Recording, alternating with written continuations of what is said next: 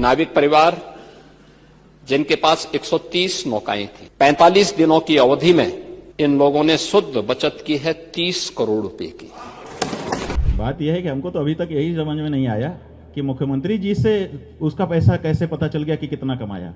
अपने देश में कोई भी अपनी कमाई किसी को नहीं बताता है। हमने तो देखा है घरों में पत्नियां पति को नहीं बताती कि मेरे पास कितना है, और पति पत्नी से नहीं बताता कि हमारे पास कितना है, छिपा छिपा के रखे रहते हैं। हमारे प्रदेश के मुख्यमंत्री जी को पता कैसे चल गया कि अमुक ने इतने करोड़ कमाए। नाविक परिवार की एक सक्सेस स्टोरी यहां पे बता रहा हूं। ये नाविक परिवार जिनके पास 130 नौकाएं थी, 45 दिनों की अवधि में इन लोगों ने शुद्ध बचत की है 30 करोड़ रुपए की।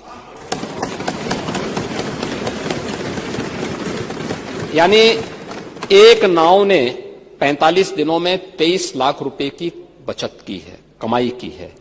प्रतिदिन के अगर आप उनकी बचत देखेंगे तो यह लगभग 50 से लेके 52,000 पर डे की उनकी इनकम थी एक नाव की।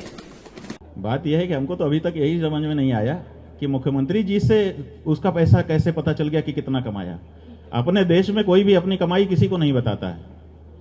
हमने तो देखा है घरों में पत्नियां पति को नहीं बताती कि मेरे पास कितना है, और पति पत्नी से नहीं बताता कि हमारे पास कितना है, छिपा छिपा के रखे रहते हैं। हमारे प्रदेश के मुख्यमंत्री जी को पता कैसे चल गया कि अमुक ने इतने करोड़ कमाए। ये क्या लिंक है? कैसे उनके घर का पैसा गिना जाता है, उनको कैसे पता चल जाता है? अभी तक हम समझ नहीं पाए हैं। हम पहले ये समझना चाहेंगे, फिर बाद में बात होगी। अब वो विपक्ष की बात हम नहीं जानते। हम तो जो हमारे मन में बात आई वो आपको बता दिया कि हमको अभी तक समझ में नहीं आया है कि मुख्यमंत्री जी को कैसे पता चला कि किसने कितना कमाया।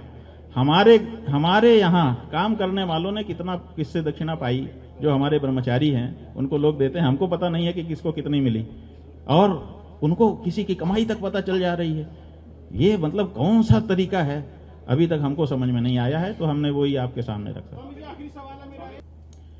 ये सब राजनीतिक वक्तव्य हैं। अपनी राजनीति की जो सभा है उसको सजाने के लिए ताल ठोके जाते हैं, व्यंग्य बाण फेंके जाते हैं, ये सब फेंके जाते हैं। ये सब राजनीति हो रही है। हमारा मामला राजनीति का नहीं है। हमारा मामला धर्म नीति का है। हमारा नाता संस्कृति नीति का है, सभ्यता नीति का है, जो भारत की परंपरा रही है उसका है, और उसी के अनुसार हम बोल रहे हैं। हमको वोट नहीं लेना है कि हम किसी के विरुद्ध ताल ठोक करके और गोलबंदी करें, ध्रुवीकरण करें। हमें तो जो देश की भावना है उसके अनुरूप बात अपनी रखनी है।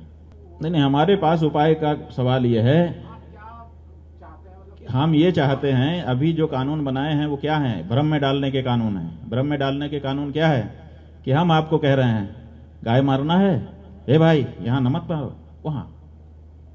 ये गौ हत्या रोकना हुआ कि हम कहते हैं यहां मत मारो? माने एक प्रदेश ने कानून बना दिया कि यहां मत मारो, दूसरे प्रदेश में कट सकती है, ट्रकों में लद के जाएगी, वहां कट जाएगी।